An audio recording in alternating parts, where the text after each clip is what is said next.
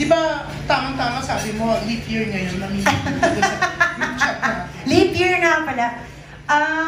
Oo naman, pero kasi, dati kasi, when I was much younger, syempre yung naiinip ka, naghahanap ka, you go out of your way. Ang ano ko ngayon is, ang belief ko ngayon is, when the right one comes, he will come. Hindi na dapat siya hinihintay. Darating na lang yan if there is really someone who's meant for me. Ayan.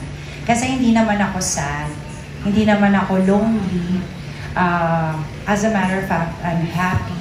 So pag nangyari yan, ano na lang yan, bonus na lang yan sa life ko.